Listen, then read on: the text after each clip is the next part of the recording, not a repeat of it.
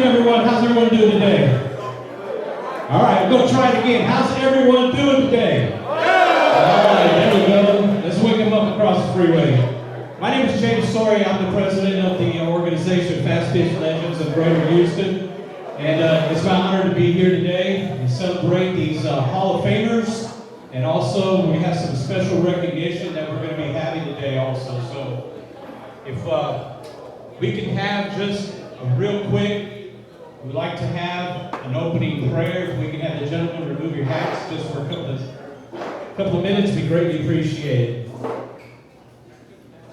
Heavenly Father, we come here today to celebrate these honorees. We also want to celebrate our families, our friends, our wives, our kids, our grandkids. We thank you for bringing us together. We ask you to continue your blessings in our daily journeys. We ask you to keep us safe, those who travel a great way to and from Houston. We ask you to give us these blessings. We ask you to continue this in your name. Amen. Amen. Thank you very much. We also right now want to recognize the board of directors, also the members. So at this time, if I call your name, if you could please stand or wave, we greatly appreciate it. Our emeritus board of director, Mr. Les Kenny. Our executive director, Mr. James Ward. Vice President, Tim McCamey.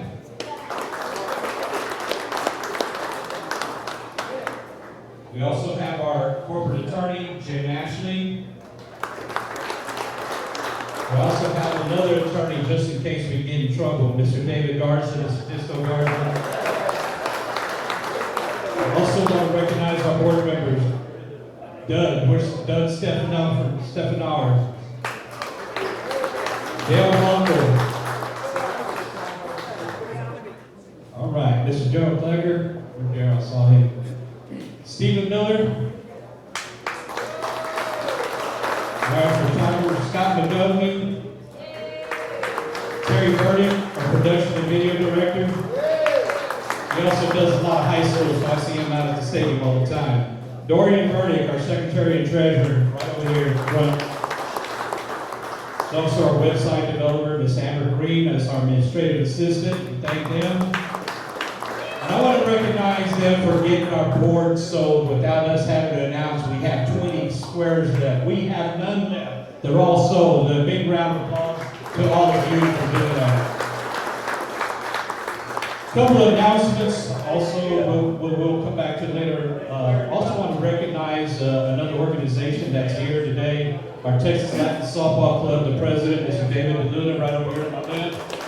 Also known as Kiki Bird. And the board of directors for that organization at that table back over. Let's give them a big round of applause. Before we begin honoring all the inductees, I want to recognize, first of all, our veterans. Any veterans in the house, please stand. Come on, don't be shy. Without you, we wouldn't be doing this today. Big salute to you. First responders, I don't want them here, but I want to see all the first responders here in the house. Let's recognize them. I know Mr. Ricky Bahamas, Ricky D. Last but not least, I think this is the last meeting, our teachers. Teachers don't get enough recognition. Let's stand up and recognize them. Come on. Hell yeah, they deserve more than that, I can tell you that. You want to have a few words? All right, we're going to start with our first induction into the Hall of Fame. This individual first started playing fast pitch softball at the age of 18 years old. Playing fast pitch over 50 years. First team he started playing fast pitch with was a real known, recognized name, Escobar Hawks. Other teams included the Houston Nine, the Baytown Hawks, Uncle Charlie's Misfits, the Texas Flyers, the Nighthawks, and the Texas Diablos.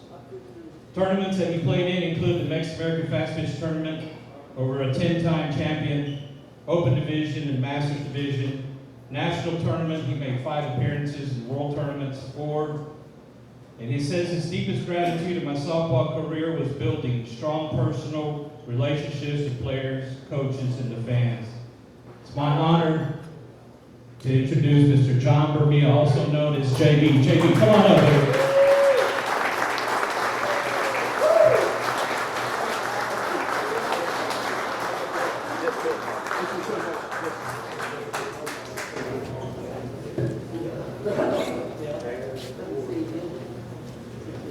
Thank you. Welcome to everybody. First of all, I'd like to take the opportunity. First of all, I was trying to write some of these things down, and I should have thought about buying some of these athletic glasses when I was playing at the latter year of my career. I might have hit probably 20 points higher in my batting average. But it's good to invest some glasses. I'd like to acknowledge the committee for selecting me for this award. James, David Disco Garza, and the other part of the committee. I'm thankful for this opportunity. I know other men deserve this. What an honor it is. I'm humbled. I'm so thankful for this opportunity, and I know there's a lot of men that deserve this. And as men, we love to be acknowledged. So I just want to say thank you so much for this opportunity. I have so many friends because of softball, and I don't want to leave anyone out, so I just appreciate everything and all those that I was able to meet. But there's one person that I'd like to acknowledge, because if it wasn't because of him, I would have never known about the game of softball. I was always a baseball player. I ate, slept, and that's all I did was play baseball. And this individual continued to invite me to play fast pitch softball, and I continue to say no. I just don't have time for that. My career, my dedication was to baseball. But one day he just invited me to go practice just to see how it was. And I remember I went and I said, okay, I'll try it. And we went to Memorial number 1, and that was one of the places that they had awesome softball games and tournament. And all the other players, they knew that was going to be my first time. So there was this pitcher, his name was OB, and it wasn't very nice. Practice wasn't nice at all. He actually made me look like a clown, and that wasn't very nice of him. And every time I tried to hit the ball, I think he threw me about 75 pitches. I think I only touched one. And so I was pretty frustrated, pretty upset, but I didn't give up, and I continued to practice the game of softball. I didn't realize how much a softball can move compared to a baseball. And so I just kept at it. And finally I got used to playing softball, and I enjoyed it. But this person introduced me to it because of his dad. His dad played also, and he was a very good softball player himself. I never got the opportunity to see him, but he was very good. But this person that introduced me to softball was Jesse Coronas. And it wasn't because of Jesse Coronas, I would never be here. So thank you, Jesse. I don't know if he's here or not. I'd like to also thank some of my coaches, some of the sponsors. These individuals took the opportunity to spend their time, give me some of the greatest wisdom that I ever had. But they also gave their money so that I could have the opportunity to experience a high level of softball. Some of the teams that I played with, maybe somebody can help me, but the first coach that I played for, I really don't know his name. Is this working? I don't know his name, but somebody can help me. He was the coach for the musical bar Hawk. All I knew him was Chocolate, but I don't know his name. Jesse Morales. He was my first coach. I also played for Bibi Garcia. I also played for Nacho Hernandez, Bill Cole, David Disco Garza, and there was many more. So I also played for Jerry Acosta and Crash, and I'd like for them to stand up so you could be recognized and just say thank you so much. If you could do that, I appreciate it.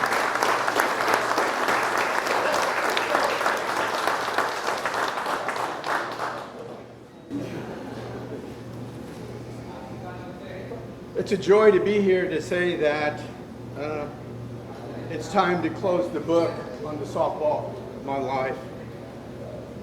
No one likes to say goodbye, but in this case, I'm so thankful that I had the opportunity to play with so many individuals that I was able to develop a personal relationship. And that's the most important for me, is the personal relationships that I had with the players, the coaches, the sponsors, and above all, the fans. If it wasn't for the fans, I don't know where I'd be, but it was just awesome, and I'm just so thankful for that.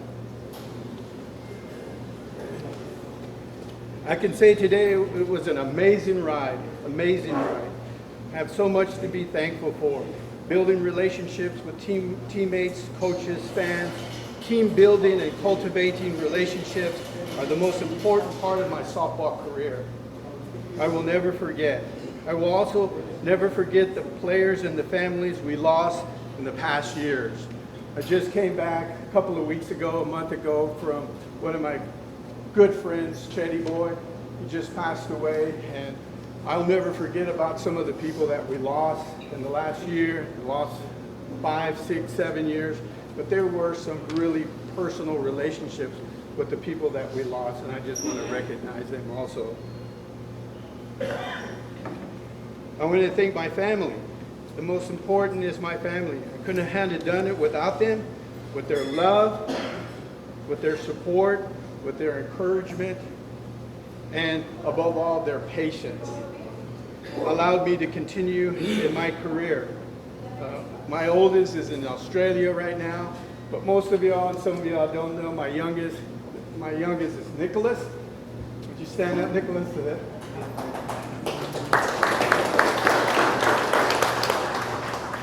So without them, I couldn't have done it. It comes to a point where we have to say goodbye. How do I want to leave? Well, the most important thing is leaving a legacy for my family. My family, knowing that building a strong personal relationship and my love, with my love and my Lord and my Savior Jesus Christ, one day when my Lord calls me home, and He'll call all of us. I can say that I fought the good fight. I finished the race. And my Lord will say, well done, good and faithful servant. Enter my way. Thank you so much for everything. I appreciate it. Thank you. I also want to say, you know those nice fields of Memorial? He makes sure that they're nice fields. I just want to recognize him for that with the City of Houston Parks and Rec. So, JP, thank you very much. All right. Tim, where are you at, Tim? Tim will be introducing our next honoree, our inductee into the Hall of Fame.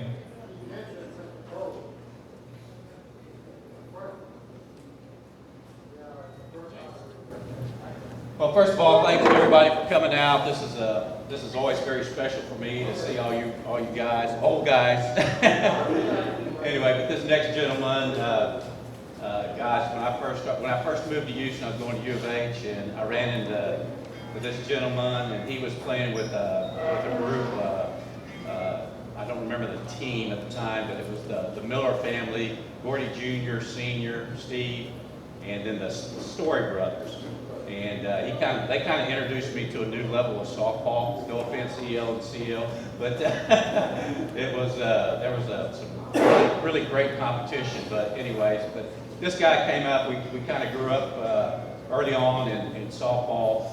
This gentleman, he was first baseman, then he moved to pitcher, and then he just kept sticking with it, and had a pretty good career. So, Fane Blair, come on up and get your recognition here. So.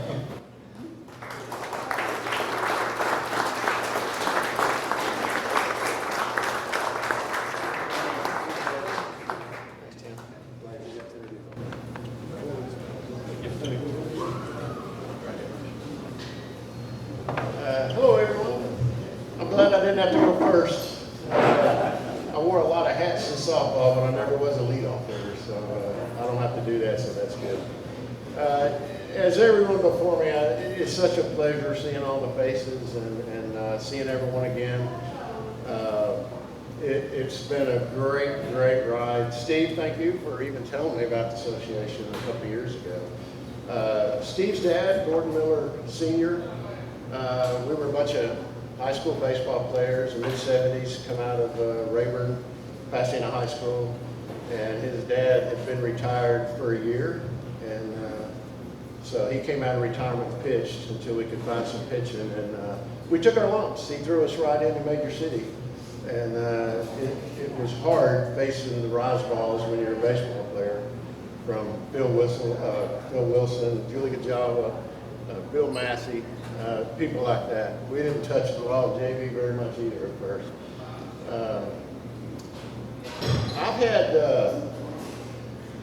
I've had three passions in my life: hunting, fast pitch softball, and aviation. And when I learned how to fly, there's an old saying that goes around: if you're a pilot and you're at a party and you run into somebody else that's a pilot, then you'll spend the rest of the evening in a corner talking to them. And there's a reason for that. It's very few people do it. A little dangerous. Takes a little work to get there. And when I was thinking about getting recognized for this, which, by the way, only one of the three I've ever been recognized, I got that going for me, which is nice. But anyway, I got to thinking about softball, and it's the exact same thing. What I love and what I miss about fast pitch softball is it is so fraternal. And the reason it's that way, the reason there's such a brotherhood, is because it's not easy. Coming out in the 70s, we could have played slow pitch, we could have done a number of things, but we chose fast pitch. What was it that John F. Kennedy in one of his speeches says? We choose to do this not because it's easy, but because it's hard. Well, it's a very select group and a very small group of people that play fast pitch. And for that reason, it really means the world to me to be recognized for it. It's also, there's some other parallels. It's a little dangerous. It's not easy. Where's Matt Morvan? There you are. Matt, I don't know if you remember this, but it would have been about, I think you were with the Beaumont Raiders then. I'm not sure. It was at Memorial Park, maybe late 80s. I don't know. I was pitching. You hit a ball that went back through my legs. I couldn't even get the glove down there. And the amazing thing about that, it was a rise ball, but it was a low rise ball. You know, what, 3 foot from the ground to my hips. So the ball was only 2 foot off the ground when it went through my legs. And when I turned around, it didn't hit the ground until it was past second base. Dangerous. Bobby Smith comes back from Florida with his nose laid open. I don't know if you remember that, but I do. You remember it was 89, you know, the year before I started wearing a cup every time I pitched. But anyway, it's really an honor to go in with some of the people I'm looking here. Ron, it's great seeing you again. And it's great going in with Keith. It's been fun. It's been a blast. And thank you so much for recognizing me.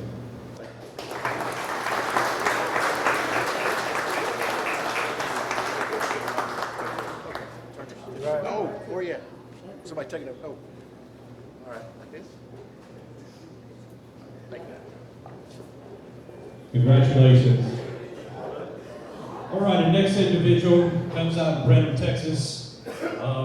He says I'll read a little blurb of his letter. It says, my first recollection of playing against the big boys was when we played Louisiana Kings and I was catching. And Daryl Klecker was on second base and Trey Brooks hit a mammoth ball in the gap. And I step on the plate to admire it, and about the time Daryl Klecker cleans me up, as I'm trying to get up, Daryl comes up and helps me up, dusting me off, and says, first lesson up here, don't stand on the plate, and if you don't have the ball, I said, yes, sir, and went back to catching. His playing experience started in 1985 through 2010, over 25 years of men's open fast pitch. 1985's local teams, Brew Crew, Galveston White Sox, Better Than Nothing Bunch, Texas Young Guns, Houston 9, 91 Latin America World Champions in Newton, Kansas, the Grumman Compacts, Secret Distributing, the Brenham Wranglers, DNR Engine, the Texas Flyers back in 1997, the ASA State Champions, ASA Nationals in Birmingham, Alabama. 1999, Houston 9 as a catcher and utility player. 1999, NAFA AAA World Series, ISC World Tournament in Sioux City, Iowa. In 2000, Baytown Athletics.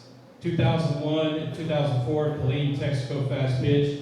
The Texas Team Texas All-Stars as a catcher and an outfielder, All-State selection. In 2006 to 2009, Houston 9. And in 2010, the Houston 9 40 over state champions. Ladies and gentlemen, it's my honor to introduce Ronan Chetin.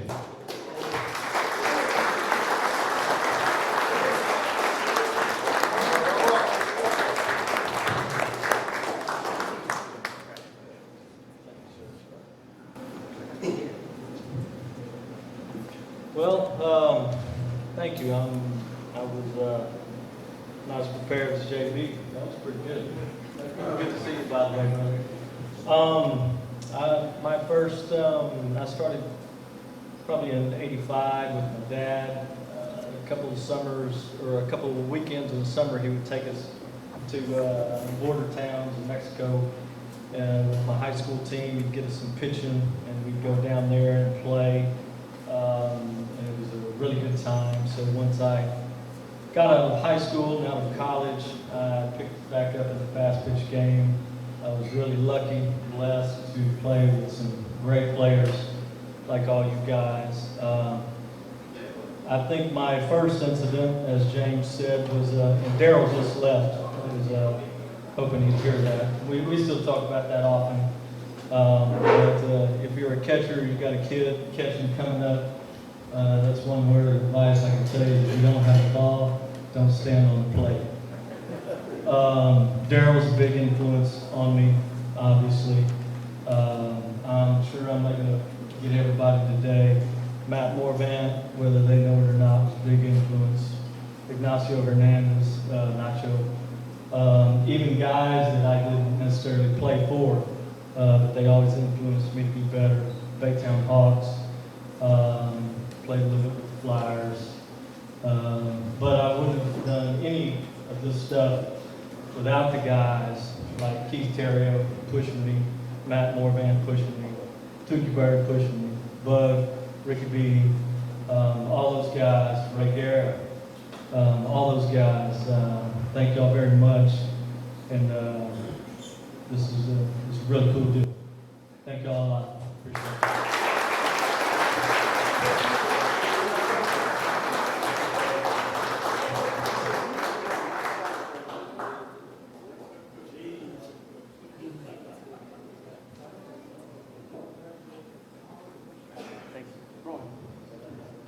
All right, congratulations, bro.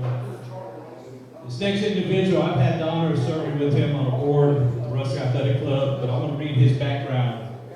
1963, I was 10 years old, a kid growing up over in 2nd Ward, City Gas Park, watching fast pitch softball, teams like Lone Star Beer, Houston Apaches, Pearl Bear Scorpions, Rice Hotel. Every Tuesday and Thursday night, 2 games a night, I knew what I was doing after school, watching fast pitch softball.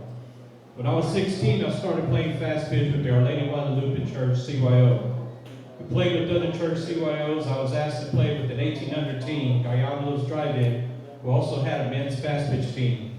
At 16, I was asked to play for the men's team as well.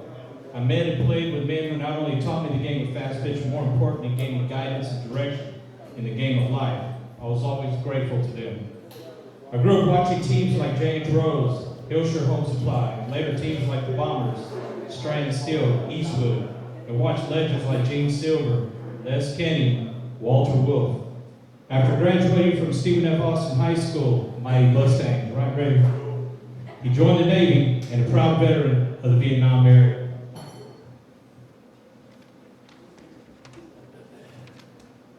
Stationed on the island of Guam, I played against some of the most competitive military fast pitch competition around. Also, during my tour, I was asked to play on some local island teams. He was selected to the Navy All-West Pac team twice, in 1973 and 74, and also selected to the Guam All-Island team in 1974. In 1975, he was honorably discharged from the Navy. In 1976, his first year back in Houston, I played up with a startup team called the Sportsmen's. That year, we won the state Latin tournament. In 1978, I joined Houston Athletics. We had a young and very talented team and competed in several ISC tournaments throughout Texas as well as Kansas and Colorado. Played with the team for 8 years. After a year off, he joined the Houston Aces in 1988. That team was considered a bunch of local kids from the East End Second Ward area, included the Davila brothers, Saul, Moses, Paulie, the Lopez brothers, David and Bo, Duran brothers, Drew, Ben with cousins Miko and Bibi, as well as his brother Joe. The team was extremely talented and played the game the right way. Very close-knit team, of course. He was always the oldest on the team, was given the name of Pops. He was taught I coached and tutored the same to these guys like I was taught when I started. The Aces played in the Texas circuit at San Antonio, Austin, Beaumont, Port Arthur, Houston, played with the Aces for 10 years. His last year of open fast pitch was in 1998, 45 years old. In 1999, he began playing strictly Masters Division 40 and over. He began playing with Houston Colts. We're a very competitive team, and we're always one of the top teams in the Masters circuit. He began umpiring fast pitch and retired from fast pitch in 2008, began umpiring full-time. He umpires high school, all the men's tournaments throughout the state of Texas, in San Antonio, Austin, including the finals of the IAC Regional Tournament in San Antonio. And recently, he was selected to umpire the 50 and over Men's Fast Pitch National Championship for 3rd year in a row. Says he is grateful and honored for this recognition and thanks to Fast Pitch Legends Committee, and wants us to keep up the great work. Ladies and gentlemen, let's put our hands together, Mr. Ray Guerra.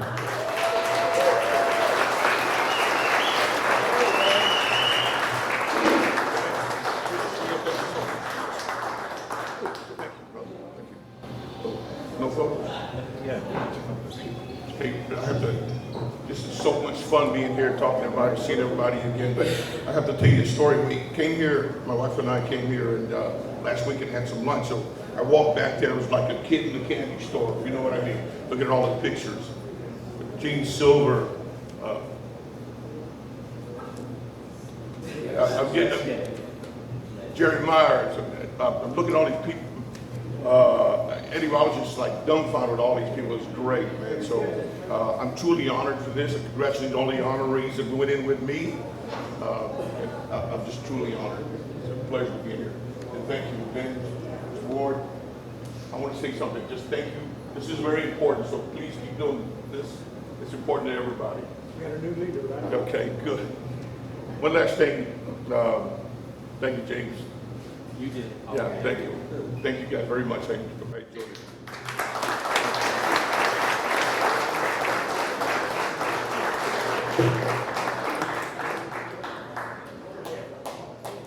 Thank you.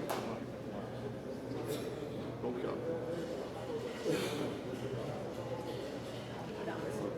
Okay. You might come in here for me. Appreciate it.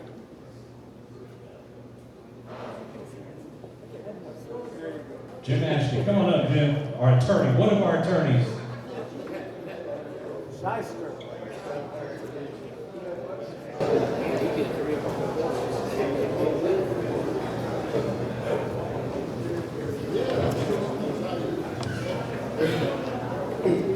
I first met Larry Rhodes probably in 1972 and 73. He was playing for the Glover Toyota team, along with Terry Burkeen and Gary Walters. Of that group, I decided that I probably needed all three of them on my ball club, so I went after them and finally got Terry, got Larry, and Gary Walters to join up with us. The reason that I needed them was they all had excellent speed, hit the ball well, and love to play softball. And that's just what we need. Larry had played with me on the A1 bonding team and went to the World Tournament in Phoenix with the 45. Afterwards, he played with Minko Steel, was qualified for the World Tournament in 1983. He was a player manager for Marshall Chevrolet in 1984 and 85. He started keeping a journal for his team wins and losses, his at-bats, hits, doubles, triples, strikeouts, walks, runs, stolen bases. And he compiled a record of 1,227 games with 3,513 official at-bats. Over that period of time, Larry hit 329, which was excellent for fast pitch softball. He was the ultimate player for all the teams that he played with, especially mine. He exemplified what it meant to play fast pitch softball. And I was more than happy to nominate him as a member of the Hall of Fame. He has loved softball. When it died out, Larry started playing slow pitch softball and still plays slow pitch for one of the better teams in the United States here today. As I understand it, they are the defending champions of his age group for the United States and won a championship prior to that, and runner-up. He's still in it at the age of, how old are you now, Larry? 75. 75. He can still play, and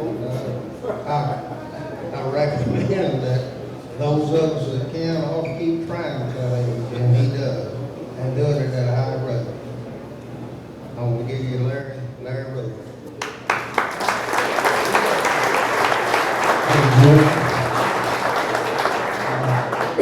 Andy Warhol said everybody gets up 15 minutes of fame, so I'm going to take mine today.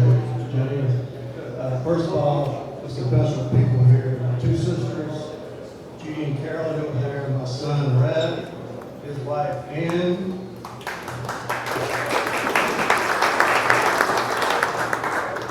And 3 years ago, I started playing senior ball at Bayland Park in a league. And it's a 50-plus league. And there's some guys here that are my teammates. Did you guys raise your hand over there? All these guys over here they play in our league, and last year we won our division, or I guess our league last year. And that's why I wore this shirt, guys. You notice it? We won. That's what you win when you win first place. You win this really expensive shirt. So that's why we try to kill each other on the field. And Jim, those guys are my witnesses. I played in that league for 3 years, and I've only been ejected out of one game. See, Jim used to make fun of me, he probably still does, about when umpires would occasionally make a bad call. I just point it out to him. I might say, excuse me, Mr. Umpire, but I think your vision might have been a little bit off on that call, and try to change their mind a little bit. But anyway, I'm trying to narrow it down to a couple of really good stories. And since Terry's here today, I wasn't going to tell this story, but I'm going to tell it anyway. I was playing on the green team. He called it the green team because we had these ugly green uniforms. This is 73. It was Kendall Construction. And we weren't very good. We played one night in Houston, one night in Pasadena, and that's how I met Terry. He was playing with Donnie Beck on that team. So there was one weekend, Donnie was gonna have a tournament, so he picked up me, Jimmy Reno, and Bill McCandless to go play this tournament over in Sheldon.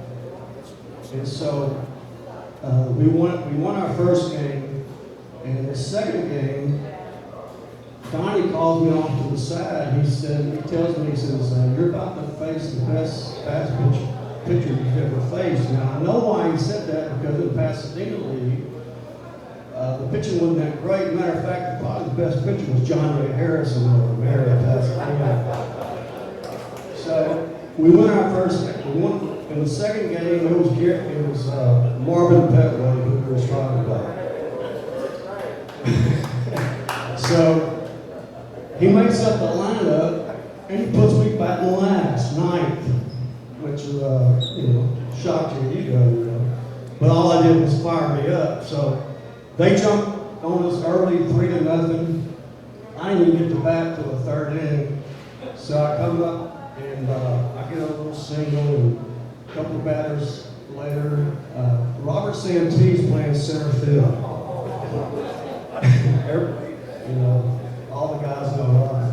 When we were playing at this field, the home run fence was short fence, about 4 foot high.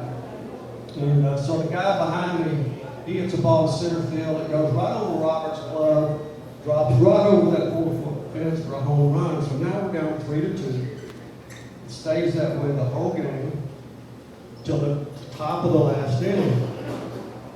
There's 2 outs, runner on first, and I come up. I hit a laser to center field, probably didn't get 20 feet off the ground. Robert jumps up, goes right over his glove, goes right over that 4 foot fence for a home run. We're hit for 3. And Marvin turns around and yells at Robert, "Get back and catch the ball." Well, Robert yells back at Marvin, "Keep the ball in the ballpark." So we go down to the bottom of the last inning. Santee comes up with 1 out. He hits a triple. And Jimmy Reno's playing second base. The next batter hits a high pop-up, and he's coming down right by second base. He catches the ball, and Santee tags up to score. Santee ran like a deer, right? So I talked to Jimmy, and he said, he was kind of shocked that he was trying to score with the ball being like 60 feet from home plate. And I'm playing center field, and I'm running in, and I'm yelling at Jimmy, throw the ball, throw the ball. Well, he finally throws to the home plate, and he throws Robert out, and home plate, we win the game 4-3. So that's how I got introduced to Terry. But then the next year I was playing with Glover Toyota, and my first all tournament I ever won was in Galveston. We'd come through the loser bracket. Lone Star Shipping beat us on Saturday, put us in the losers bracket, and that's where I met Gerald Hightower. He was playing the Lone Star.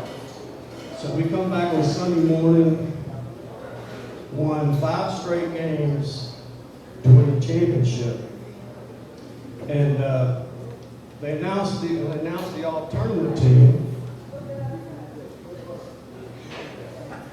Here's the guys they announced. Well, Bill McCandless won Most Valuable Player.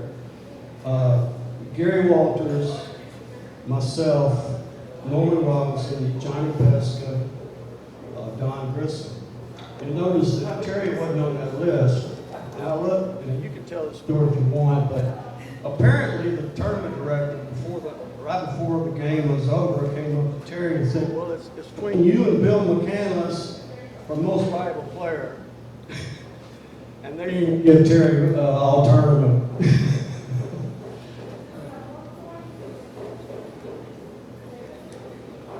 All right, but I got to tell us next greatest story. How about that, James? Okay. All right. So we was playing a league game at Memorial Park on Thursday night, and we're playing Westbrook. Bill Mass is pitching, and I I'm on first base, somebody gets a hit, and so I'm about to go cut second base to go to third, and there was a little wet spot and I slipped. And when I turned and twisted, I pulled a muscle really bad right here in my back right here, and I needed to tighten up. A lot of pain. So the next day, I called Jim because we were going to play in the Baytown Hawks tournament on Saturday, and I tell him, I said, Jim, I don't think I'm going to be able to play on Saturday. And he says, well, you got to come because it looks like we're only going to have 9 players. And I said, well, okay, if I come, would you do me a favor and just put me at first base and I can stand over there like a statue? So he says, okay. Well, I get there Saturday morning. Sure enough, we only got 9 players. And Jim, being the great attorney he is, he lies and puts me at shortstop. So the whole tournament, I'm either bumping for a base hit or I couldn't turn to swing, so I would just take my wrist and I flipped the barrel of the bat on the ball, and I kept hitting these little bloopers over the infield for base hits. Well, we ended up winning the tournament, first place. So now they're going to announce the all-tournament team. Well, they announced the all-tournament team, and then at the end, they give a trophy. And he says, and for the most valuable hitter award, Larry Rose. Well, I'm going out there and I started laughing because we had guys on our team that knocking the ball out of the ballpark, hitting it all over the place, and I couldn't barely hit the ball over 60 feet. And so I knew Jim wouldn't remember that, so I brought the trophy. It's in that little bag right there. Hold on, I'm going to show it to Jim.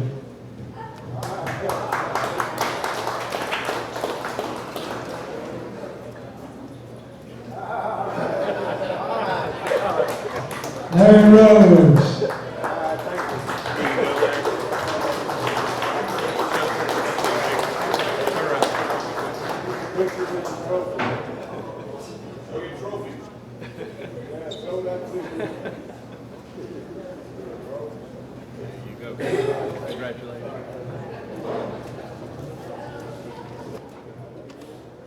All right, George, you want to come up, George Elizondo? Present this next individual.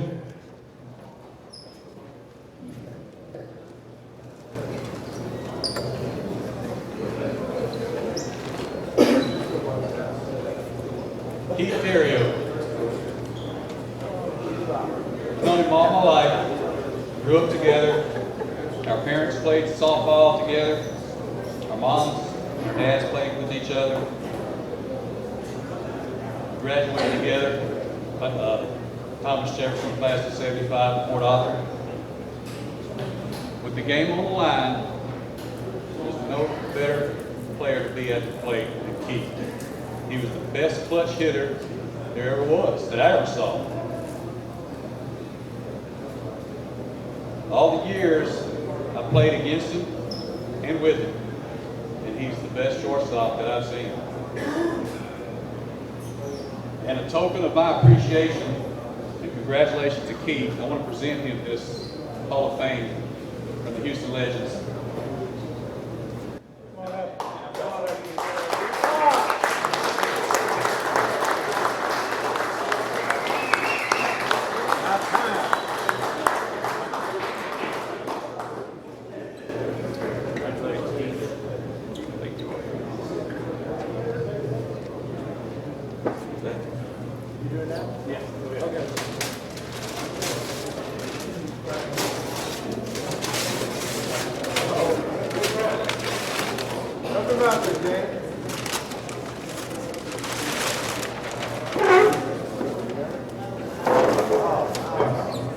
This is his Port Arthur roots right here. Keith Terrio. Wow. That's right. Face the camera.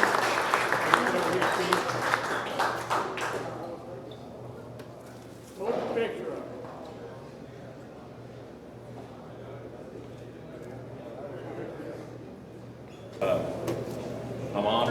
Really honored to see everybody. All you guys, great to play with and against. And I'll be short and sweet, but I got to acknowledge my two biggest fans. My wife Debbie, 37 years married. We dated for 10 years. She's seen about every game I played almost. My daughter Keely, born in '89. That makes it all worthwhile.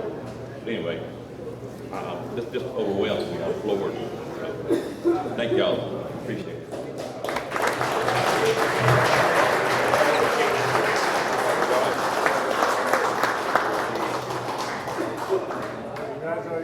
Okay, we had 6 inductees this year, and all of a sudden we decided to get out a set of dice, and we rolled the dice, and we came up with number 7. So we're going to induct number 7 at this time. Philip Eisner, come on up.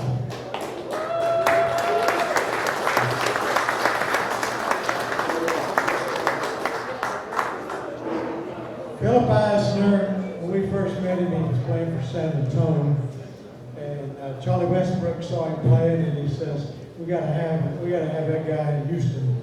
And so he went to the World Series with us 2 years in a row, and he was here when Stephen Schultz was pitching for Westbrook Manufacturing. Well, Stephen Schultz got recruited to go play in Bakersfield, California, and Eisner said, "I'm going with him." So Philip Eisner played a couple of World Series with us, and then I'm going to let him tell you a little bit about how many World Series he's played since he left us. Hello, everybody. This is a surprise to me. One of the greatest experiences I had, though, is playing in Texas, because there was really great ball players here, too. I played in probably 11 world tournaments. Never won one, though, and second sucks. But I had great experiences with all these guys around here. Some of them I knew, some of them I didn't. But they were all great people. And fast pitch softball is about great people. And I was so thrilled when I heard about this going on here. I had to come from Pennsylvania just to visit everybody. So I want to thank you all, and wished I could have played a whole lot more here, but it didn't turn out that way. But this was one of my greatest times that I ever had playing in Houston. So thank you all, and have a wonderful day.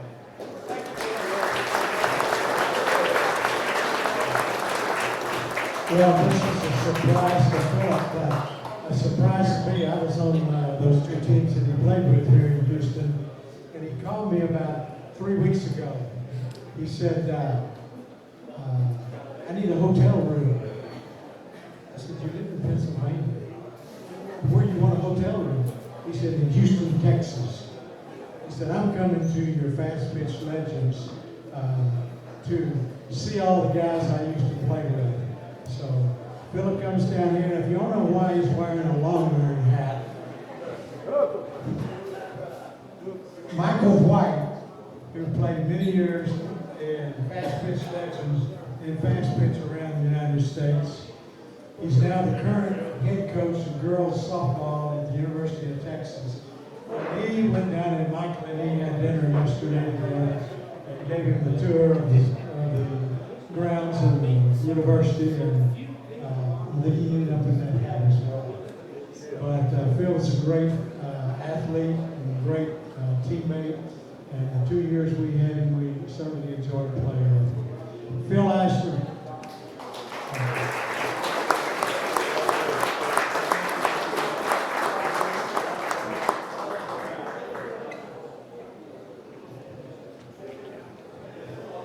All right, let's give a big round of applause to all the Hall of Fame inductees. Congratulations. The next honor is going to be the Hall of Honor. And it's going to be Westbrook Sales and Charlie Westbrook. Charlie, We want to recognize all of his former players that are here in the house today. So I call your name if you want to come up and grab your certificate, feel free to do so. Former players include Jim Ashley. Come on up. Johnny Bowen. Terry Brasheen. Davey Bryan. Gino Sesteros. Johnny Doney. Lowell Everett. Bruce Fowler. Gil Froelich. Darryl Klecker. Warren Moore. Matt Morvant. Larry Radcliffe. Donnie Schindewolf. Johnny Silva. Doug Stefanor. Our own Executive Director James Ward. Charlie Westbrook. Dale Westmoreland. Mickey Wilson and Larry York. Come on up, gentlemen. Let's give this team a big round of applause on their induction of the team as a Hall of Honor.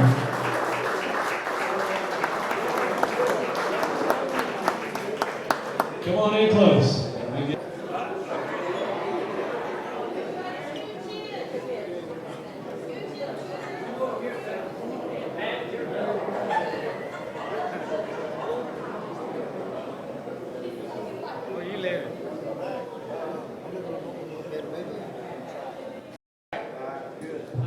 Big round of applause for these Hall of Honor, Charlie Westbrook, Westbrook Sales. Let's give a big round of applause, folks.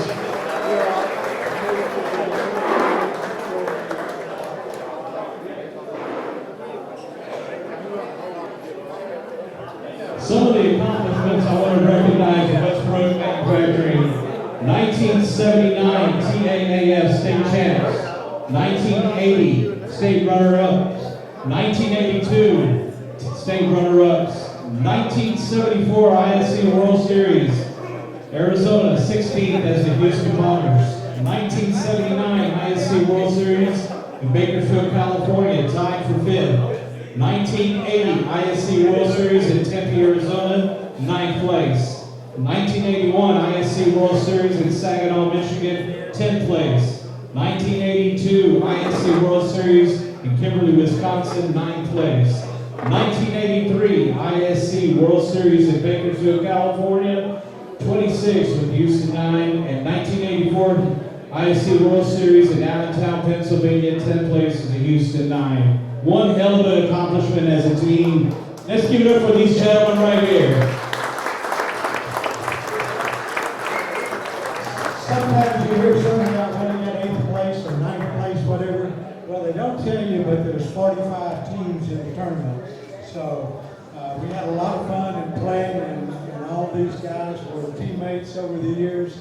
And Charlie Westbrook, Charlie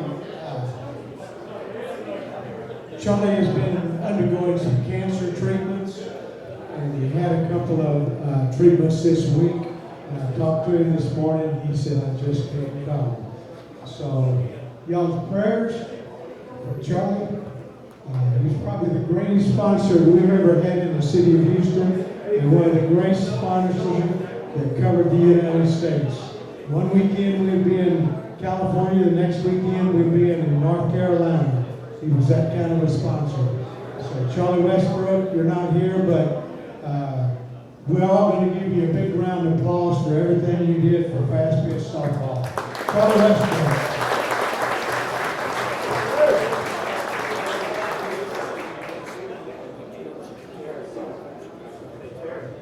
Okay, next.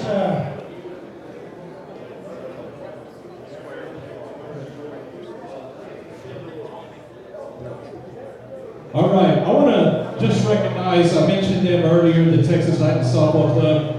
They still have the game going. They have a fast pitch tournament that's going to be held Father's Day weekend. If you know the team, you want to help them out, it's over in Baytown, Texas at a great complex. I know they started back up after the pandemic in 22. They're continuing the game. If you want to come out, it's Father's Day weekend. In June 14th, 15th, and 16th. If you want more information, see my good friend, Mr. David DeLuna.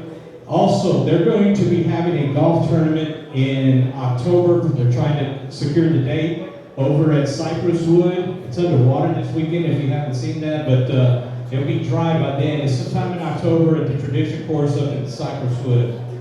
We also want to remind you, our organization, Fast Pitch Legends of Greater Houston, all you golfers, hackers, you want to come out, you think you can still hit that ball? Well, we have a golf tournament over at Jersey Meadow on April 17th. Please come out, support. It goes all back into the organization on what we do. We've been having a limited number of teams show up the past couple of years. Let's get 20 plus teams, 30 plus teams in there. I know a lot of guys in this room that play golf or think they're Lee Trevino or Tyler Woods. Hey, we'll take you. Come on down. Let's have a good time. Day of fellowship, fundraising for our organization. So I'm going to turn it over to one of our ladies on the board, have her say a few words before we get into the squares and awarding of the door prizes. Hi, everybody. It's so great to see all of you today. It's really, really great. I got to tell you, I'm so happy. Also, I want to thank you. I want to thank you for supporting us and actually making donations to us. That is so grateful because it helps us pay for the trophies and the awards and everything else. Also, I wanted to say that if you wanted to get a recording of today, just come on over and let me know. It's $25, and I promise to get it out to you within the next 6 weeks at the most. I promise. Here you go. Thank you.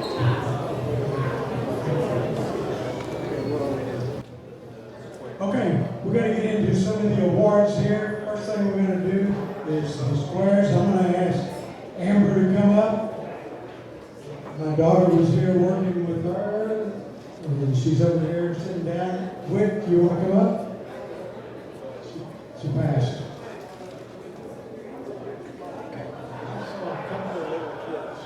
I saw a couple of little kids in there. Are they still here? Any children in here? Any young kids here?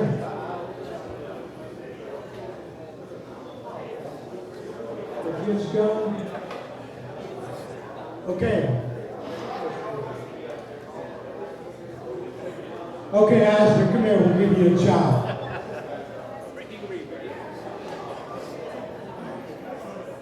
I need for you to draw one number out of there.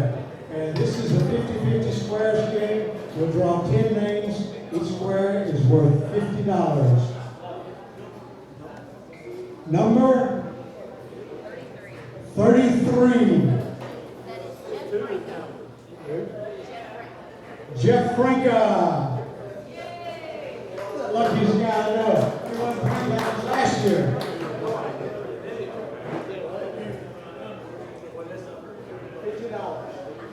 Okay, Jeff Franca said he was going to donate his 50 back to the organization.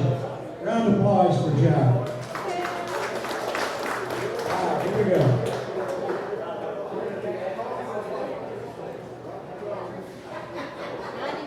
Number 94. Arthur Juarez. Arthur Juarez.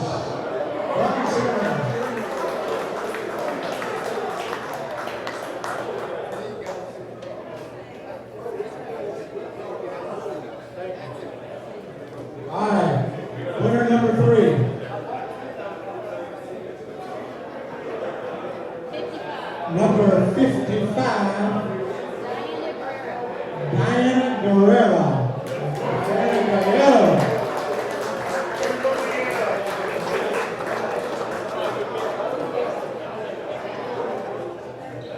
You're doing a great job, Phil.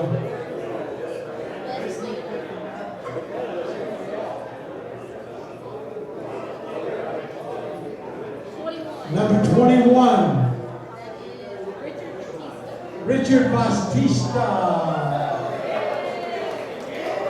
That guy is lucky. He wins all the time.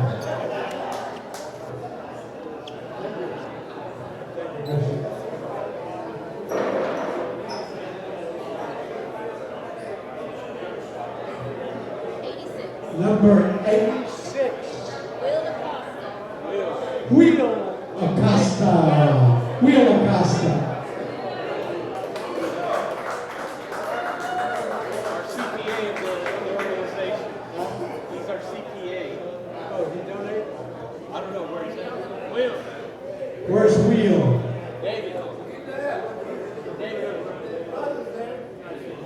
left and his brother's coming up.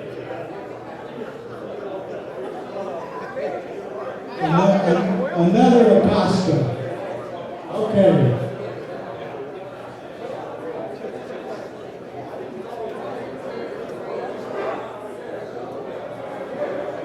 Number 77. Disco Dave. Hey, you better be back.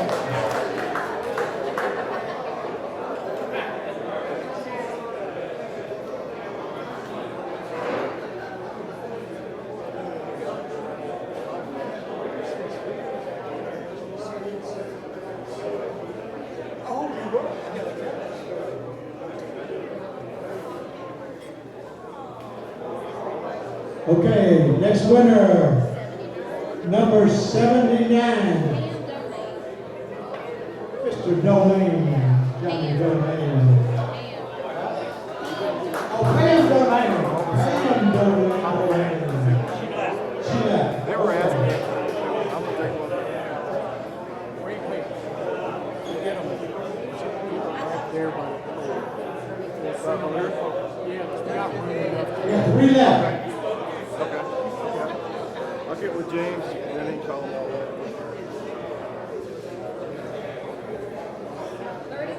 Number 35. Ooh, that's a good number.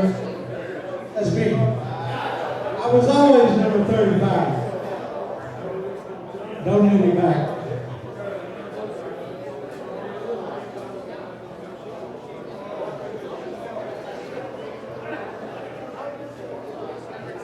Number 10.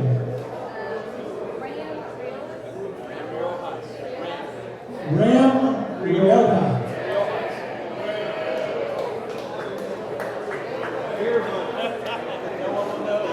Congratulations.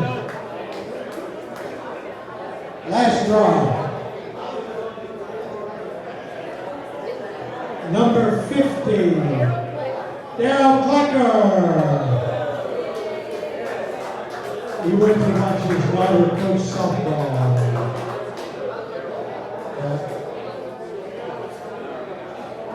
Anybody gonna collect for Daryl?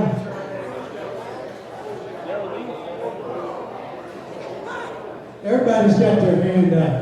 Okay, I'm gonna tell you one more story since Bill brought it up. I mentioned a while ago playing for Westbrook that we played one. Okay, I can't talk over everybody. We played in Bakersfield, California one weekend. We get on a plane and we go to North Carolina. And there's the South Carolina team playing North Carolina team, all this southern bunch over there.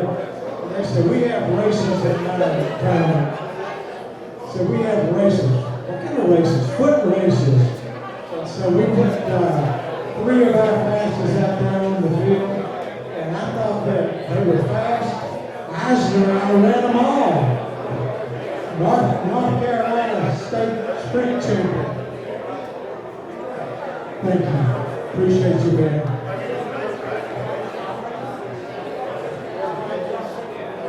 Okay. This is door prize drawings.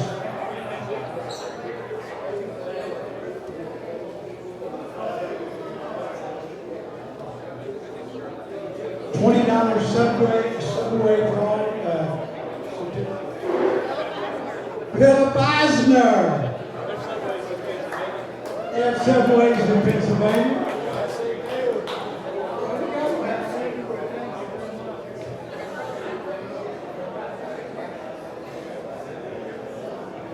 Ricky Barajas. Ricky Barajas.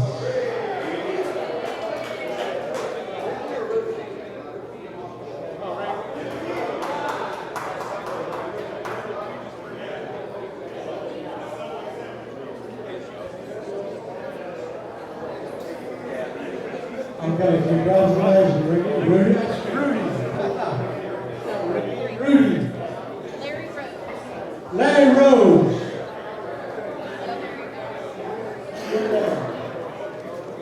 There he goes.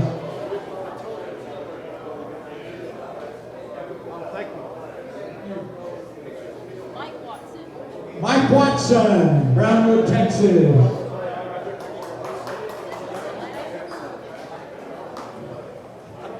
you go, Michael. All right, Jay. Thank you, For coming. This is Brownwood, Texas, and Stephenville, Texas friends that came to join us today. Last one, Doc. Here you go. Say it again. Donnie Shinderwolf.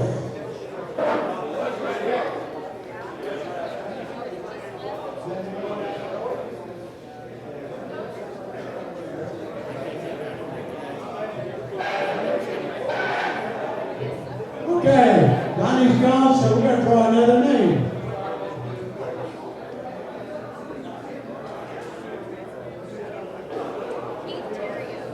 Keith Terrio.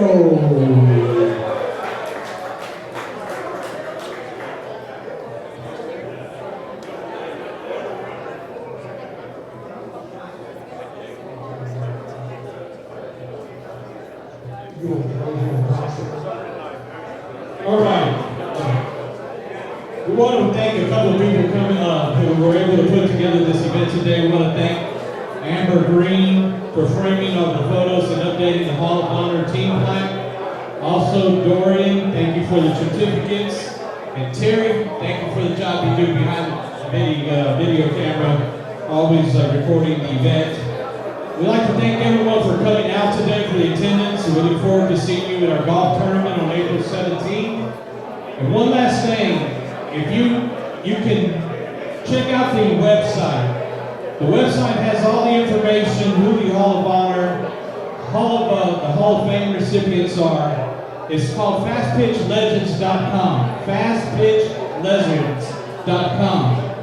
Now, if you know someone, I've already been asked several times today, how do I nominate someone? Go to the website, my email address, James' email address, contact information is on there. Send us the information, all right?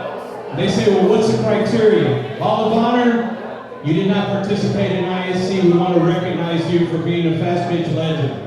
Hall of Fame, you must have the credential of attending and playing an ISC World Series, okay? So that's the difference between the two. Or ASA, okay? That is the difference. Everyone says, well, how can I get someone? Don't say it, do it, please. Contact us, communicate with us, email us, call someone, all right? We thank everyone for coming out. James, do you have anything else to say?